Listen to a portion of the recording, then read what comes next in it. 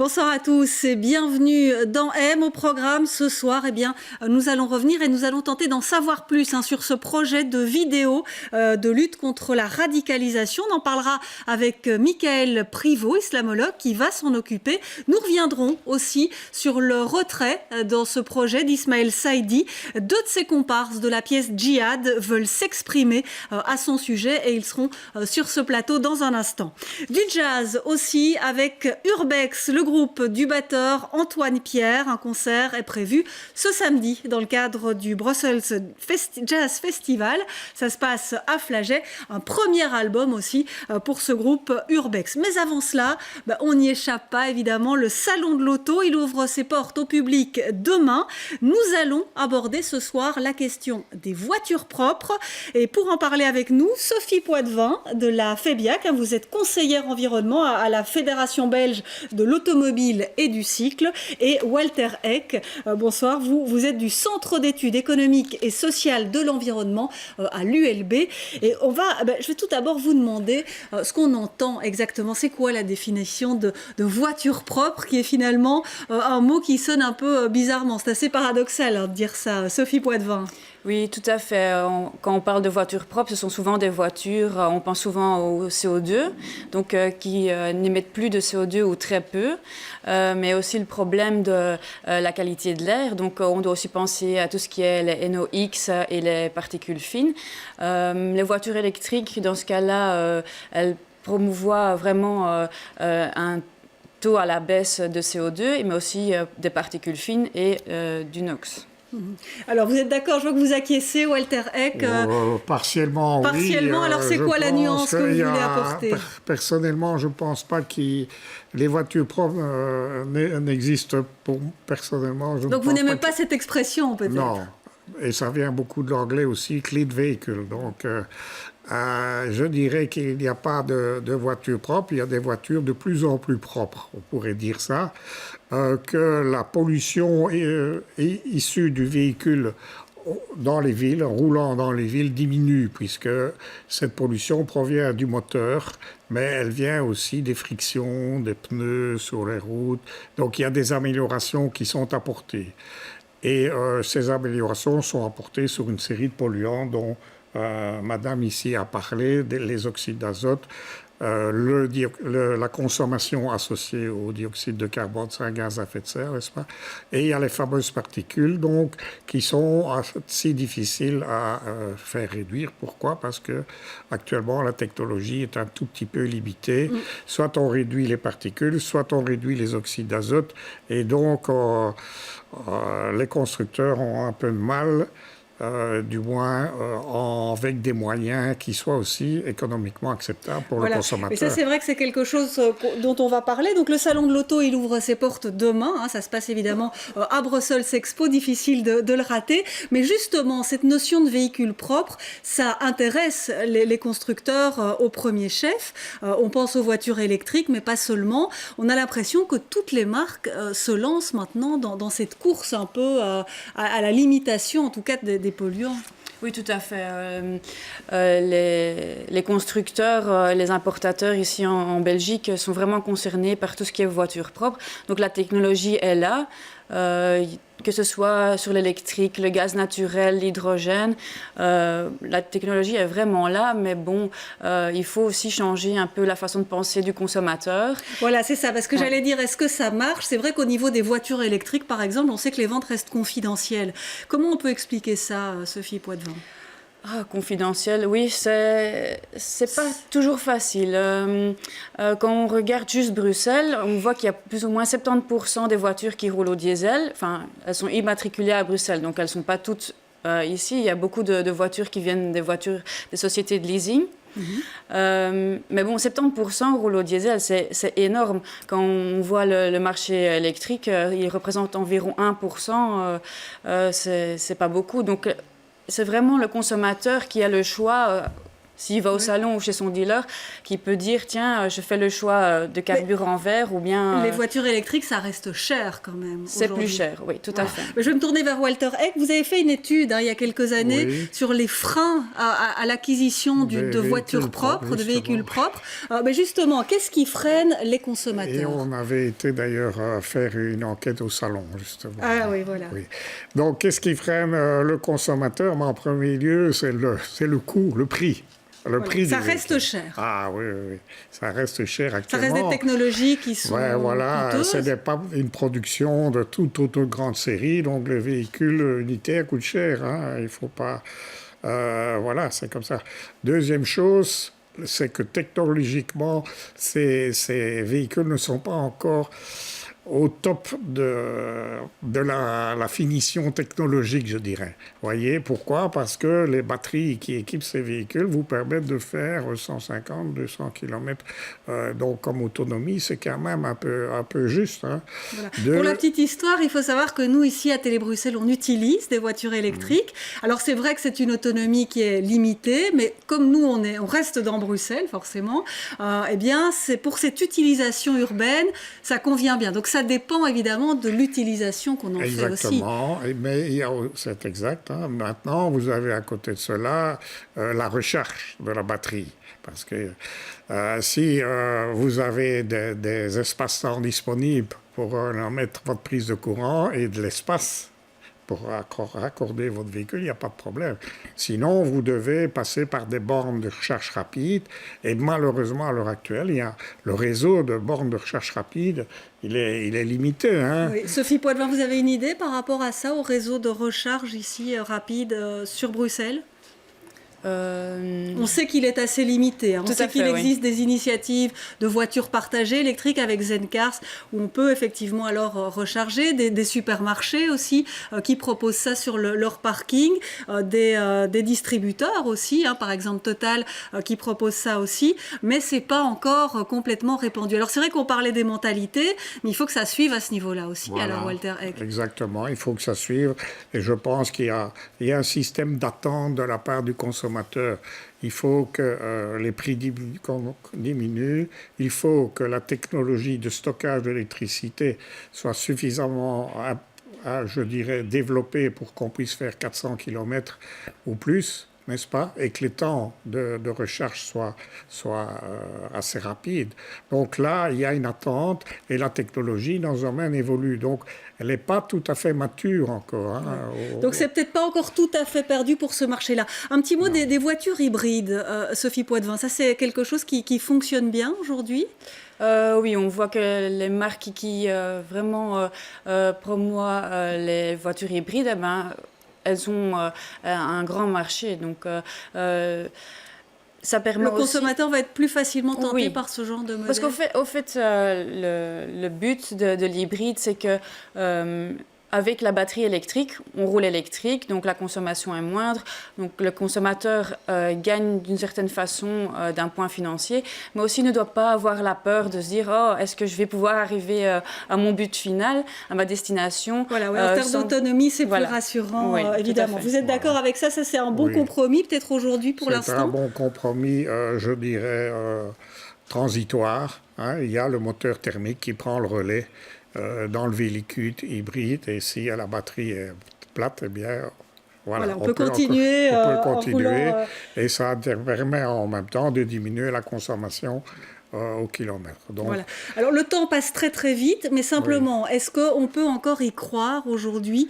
On parle aussi des véhicules propres aux émissions limitées, hein, ça il y en a de plus en plus sur le marché, il y a la recherche avance à ce niveau-là aussi, mais est-ce qu'on peut encore croire aujourd'hui au marché des véhicules électriques? Rapidement pour conclure, Sophie Poitvin. Pour le marché des voitures électriques, oui tout à fait, c'est comme monsieur disait, la technologie commence, donc dans le futur, elle va continuer à accroître et va aussi voir ce que désire le consommateur, aussi pas seulement sur le point de vue électrique, mais tout ce qui est connectivité. Donc là, ces deux parties vont se rejoindre et alors, bien sûr, va pouvoir accroître le marché. Oui. Marcher un peu mieux. Très rapidement, Monsieur Eck, on y croit encore? Oui, je pense que oui, et d'autant plus que le véhicule électrique est très bien adapté à la ville, n'est-ce pas? Voilà, c'est ce qu'on disait effectivement Où tout là, à l'heure. vous savez que quand on fait des arrêts et des départs en ville, on consomme beaucoup Voilà. Eh bien, ce sera d'essence. peut-être donc, ça, effectivement, la solution pour la Oui. mobilité à Bruxelles. Merci beaucoup tous les deux d'être venus. On continuera à parler mobilité. On parlera plus précisément du diesel demain dans le cadre et en marge, évidemment, du salon de l'auto. Pour l'heure, on poursuit avec le projet de lutte contre la radicalisation, un projet de la région bruxelloise. On en parlera avec Michael Privot. Et puis, on parlera également du retrait d'Ismaël Saïdi. Il a décidé de se retirer de ce projet. Avant cela, puisque ces comparses de la pièce Djihad vont nous rejoindre sur ce plateau, un extrait de cette pièce au succès fabuleux. On regarde ça. C'est pour qui tout ça? Et franchement, moi je suis même pas sûr que ce soit interdit cette histoire de dessin. C'est dans le Coran, hein. Et tu l'as lu le Coran, toi? Non. Et toi? Mais moi non plus. Alors comment on peut savoir? Si l'imam il le dit, c'est que c'est vrai. L'imam, le mec qui nous fouettait à la cave de la mosquée quand on était petit. C'est lui la référence en fait. Lui, il doit le connaître, le Coran. Eh ben, tu sais quoi? Ouais, on va rentrer. Ouais, et j'ai un plan. Moi, je vais lire le Coran pour voir ce qu'il y a vraiment écrit dedans. Ismaël, c'est génial. Tu pourrais voir dedans si je peux épouser Valérie.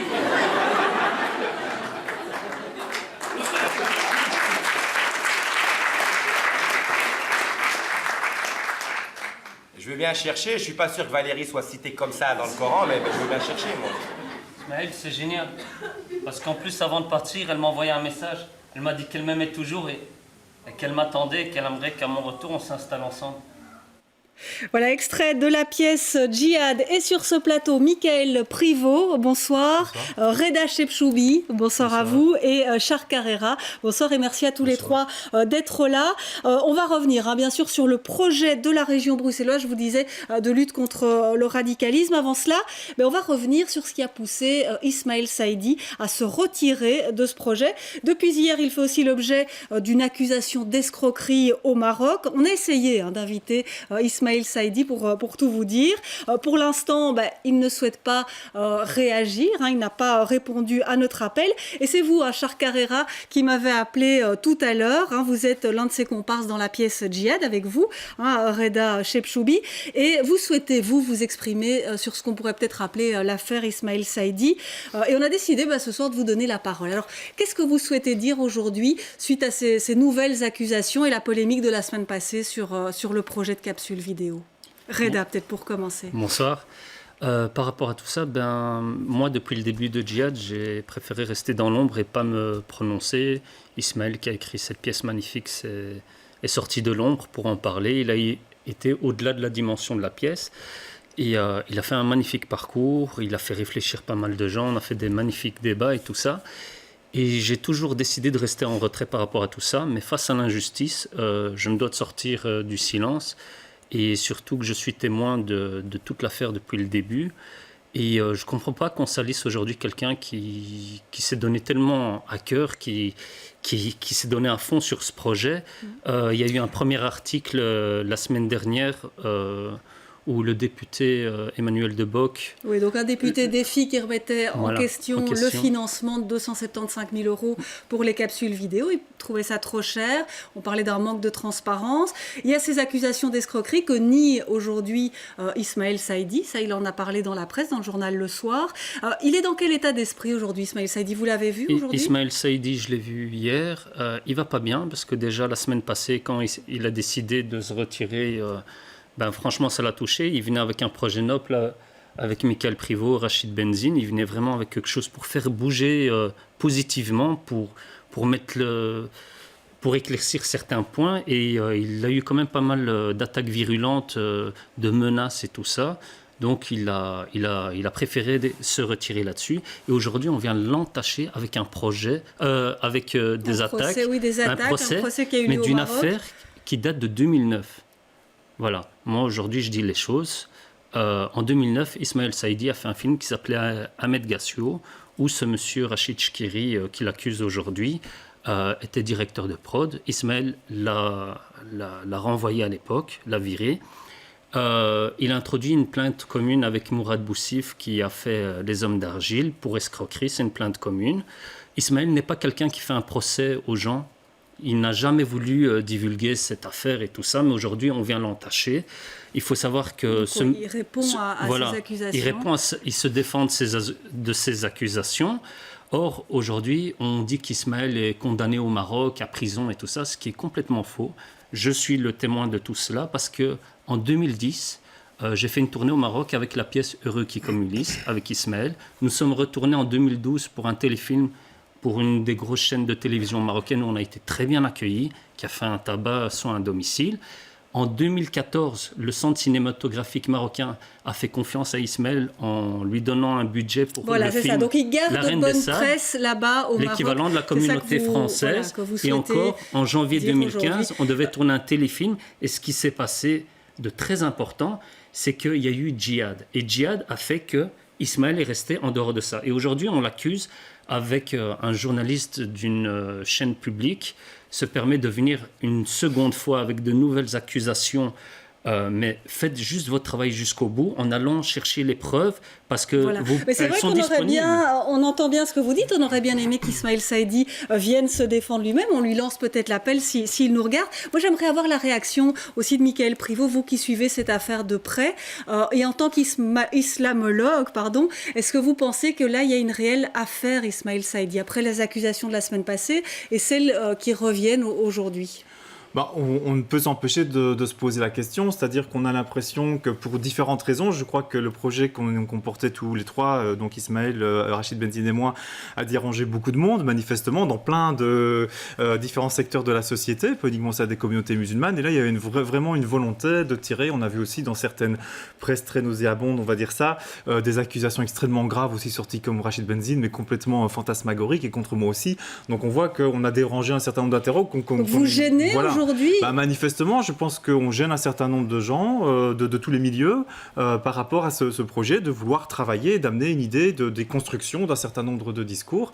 On prend acte, on essaie de se défendre comme on peut, mais ça devient très très lourd et je veux dire, Ismaël Saïdi est particulièrement affecté et pour nous aussi, je veux dire, ça. Vous avez aussi été en pesant. Contact avec lui Tout à fait, oui, on est en contact régulièrement pour le soutenir déjà et puis voilà, il faut qu'on. Voilà, c'est vraiment très très lourd à porter, je veux dire, en général. Et vous, je vais vous donner la parole, Charles Carrera, on ne vous a pas encore entendu. Vous, comment vous vivez ça aussi? Vous qui êtes dans ce projet djihad, comment vous voyez ça et les accusations dont fait l'objet Ismaël Saïdi, qu'on salit quelque part aujourd'hui? En fait, moi, Ismaël, c'est mon ami. Donc, on est amis depuis plus de 10 ans. Il est victime. Donc, victime de son succès, mais ce qui engendre une certaine jalousie. Mais la jalousie au sein de la communauté musulmane? Pas spécialement musulmane, entre autres musulmane, oui, mais aussi du côté artistique. Parce qu'un islam trop libéral qui est, porté par Ismaël Saïdi ou un islam à la belge, c'est ça qui dérange pour essayer de comprendre. En fait, un islam à la belge ou un islam libéral, oui et non. En fait, Ismaël suit le protocole de l'islam.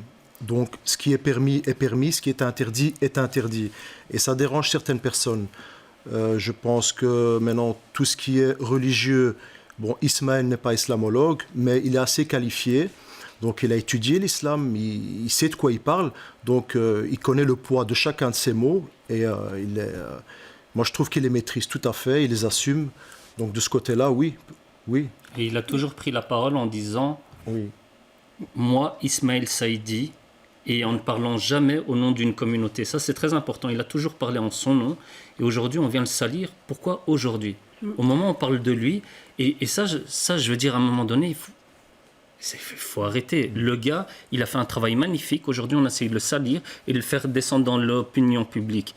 Il y a des preuves qui sont disponibles sur le net, qui l'innocentent par rapport à cette affaire. Parce qu'il faut à un moment donné tourner la page. Ismaël souffre aujourd'hui de tout ça. C'est un gars qui a voulu juste rassembler les gens, faire des projets avec Michael et Rachid pour unir les gens, prendre ce qu'il y a réellement écrit dans le Coran.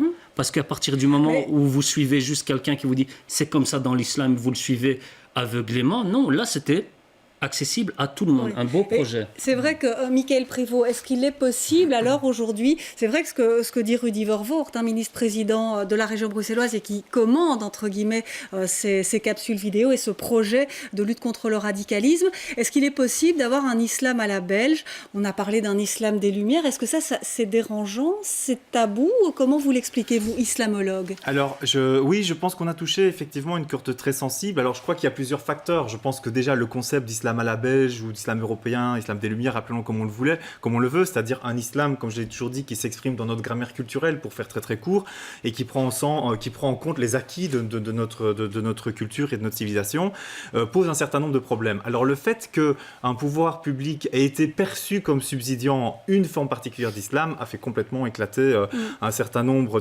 d'avis, d'opinions, de gens qui se sont dit non, c'est pas possible. Et parce je pense qu'on a touché à des choses très très très très sensibles. Alors j'essaie vraiment d'être au plus près.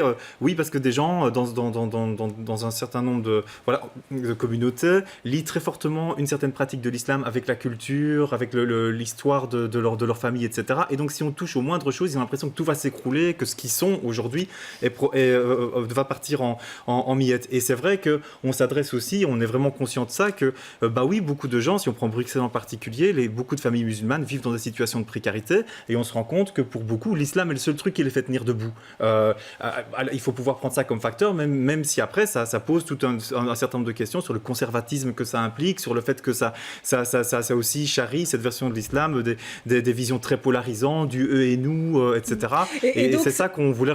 c'est vrai que c'est notre méthodologie, qui n'est pas théologique, je veux vraiment insister ça, on parlait vraiment de savoir laïque, on veut faire de l'histoire, on veut faire de l'anthropologie historique, on va faire de la linguistique, on va toucher, en remettant le Coran dans son contexte, on touche à ça, à ces représentations, à cet imaginaire que les gens ont par rapport au Coran, à la tradition du prophète, à ce qu'ils pensent être leur bagage familial, traditionnel, etc. Et donc, ce qui est important de dire, c'est que Ismaël Saïdi s'est retiré, et donc Avicenne aussi, dont vous faites partie, Reda Chepchoubi. Mais par contre, vous, Michael Privot, également l'autre islamologue, vous restez vraiment partie prenante. Comment vous allez concrétiser alors ce projet, étant donné qu'on est dans ce contexte très délicat? Oui, bien sûr. Donc en fait, ce qui est clair, c'est que on a vu un ensemble de critiques qui ont été émises, donc on ne les rejette pas de but en blanc. Donc nous, on est en train de réfléchir maintenant pour reparamétrer le projet. Je pense que c'est ça qui est essentiel. On se donne vraiment le temps de la réflexion. Donc le projet, pour le rappeler, ce n'était pas que des capsules vidéo. Je pense que c'est vraiment important qu'on le rappelle. Il y avait une formation d'une quinzaine de personnes, des professeurs de religion islamique, des universitaires, il y avait même un policier, etc., des musulmans, des non-musulmans, puisque le savoir qu'on produit, il est laïque, en l'occurrence, donc accessible à tout le monde. Il y avait production d'un bouquin, d'un syllabus universitaire, production d'une exposition itinérante à destination des écoles et des capsules cerises sur le gâteau. Donc oui, c'était vraiment un package assez complexe, etc. Et donc vous allez continuer quand même dans cette lignée-là pour faire très vite, parce que le temps presse malheureusement. Oui, on continue. Alors maintenant, on est en train de réfléchir pour l'exposition, pour les capsules, qui était ce qui demandait et qui utilisait la plus grosse partie du financement. Ça s'est remis à plus tard d'une façon comme d'une autre. Donc là, maintenant, on va reconsolider le projet. Mais en tout cas, bien sûr, on continue parce qu'on y croit et envers et contre tout. Comme je dis, on est des militants, on avance. Très bien. Très rapidement, parce que je dois continuer. Il y avait une chose très importante, parce que beaucoup de gens ont encore le doute. Ismaël devait chapeauter le projet.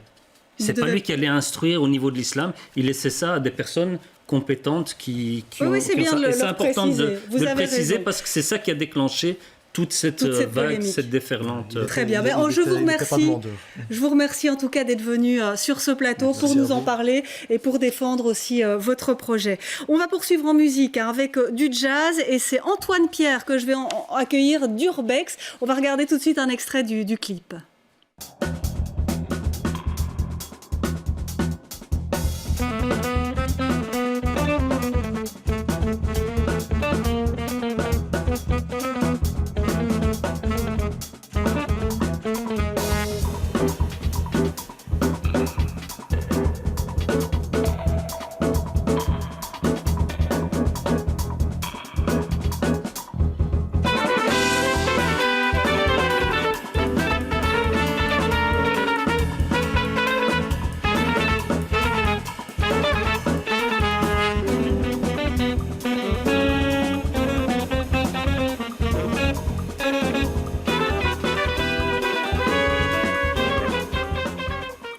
Metropolitan Adventure, c'est le nom de ce titre qu'on vient d'entendre. Premier clip, premier album aussi d'Urbex. Bonsoir Antoine Pierre. Bonsoir. Alors Urbex, c'est votre groupe, c'est vous qui en êtes le leader. Urbex qui sera en concert, c'est ce samedi dans le cadre du Brussels Jazz Festival. Ça se passe à Flagey. Vous êtes un tout jeune musicien, batteur. Vous faites partie vraiment de cette jeune génération de jazzmen à Bruxelles. On va voir que tout le monde se croise et se recroise. Mais simplement, en un mot pour vous connaître un petit peu, vous avez étudié la musique ici? Oui, c'est ça. Donc j'ai étudié 4 ans au Conservatoire de Bruxelles. Et puis avec Stéphane Galland. Et puis ensuite, j'ai obtenu une bourse pour partir étudier à New York, à la New School for Jazz and Contemporary Music. Et j'ai été étudié là pendant 1 an. Wow, chouette expérience, j'imagine. C'était super, oui. Alors après, des expériences diverses au sein de différents groupes, desquels vous faites encore partie évidemment aujourd'hui. Je pense par exemple à Twantace Trio, batteur du trio aussi de Philippe Catherine, Taxi Wars avec Tom Barman. Donc des expériences qui vous ont finalement mené à créer vous-même votre propre groupe. Comment c'est venu ça?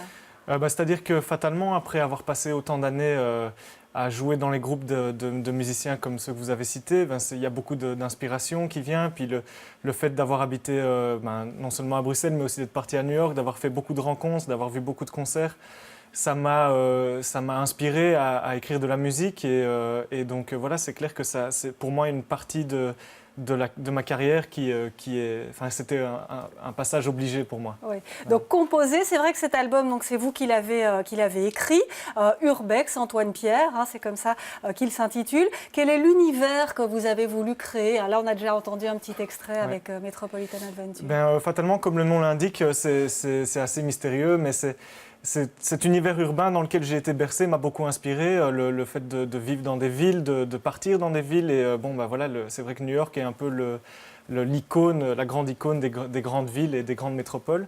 Et puis Urbex, c'est quoi? C'est la contraction de 2 mots qui sont urban et exploration, et en anglais exploration urbaine, et qui consiste à visiter des lieux abandonnés, comme dans le clip qu'on vient de voir. Et ça se passe où là en fait? Là, l'arrêt de l'Urbex, c'est de ne pas citer les locations, mais c'est dans une ancienne tour de refroidissement d'une centrale. Et c'est facile de rentrer là-dedans avec tout le matériel Non, justement, c'est ça aussi le but du jeu, c'est de trouver ces endroits et d'y accéder. C'est quelque chose qui n'est pas tout à fait, légal. Voilà, donc vous n'y accédez pas avec des autorisations, vous y allez par vos propres moyens. Voilà, c'est ça. J'espère que je ne serai pas fiché après cette émission. J'espère aussi. Mais donc c'est tout un concept en fait que vous proposez là, dans l'univers d'Urbex. Oui, mon idée c'était... moi j'ai beaucoup d'influences fatalement musicales. C'est clair que donc toute la scène new-yorkaise, mais des artistes comme Pat Metheny, mais aussi la scène du rock, la scène de la musique classique aussi, plus vraiment dans la technique de la composition. Mais j'avais vraiment envie de me baser sur quelque chose qui m'inspirait de vraiment visuel, parce qu'à la base c'était une inspiration plutôt esthétique, et puis finalement c'est vraiment l'objet, vraiment cette atmosphère qu'on ressent quand on entre dans un lieu abandonné comme ça. Pour moi c'était quelque chose de vraiment captivant et que j'avais envie de retransmettre dans ma musique. Alors, vous serez en concert, j'ai dit, samedi soir. Alors, c'est déjà presque sold out. C'est une bonne nouvelle, évidemment. Très bonne nouvelle. Mais donc, en tout cas, pour ceux qui veulent vous suivre, il reste quelques places. Allez-y, foncez. Mais sinon, vous reviendrez le 16 mars à la Jazz Station, en tout cas pour les Bruxellois. D'autres dates aussi qu'on peut retrouver facilement sur le net pour pouvoir vous suivre en dehors de Bruxelles. Merci, Antoine Pierre, d'être venu sur ce plateau. On va se quitter, évidemment, en musique. Et quant à moi, je vous fixe rendez-vous demain dans M et je vous souhaite une excellente soirée.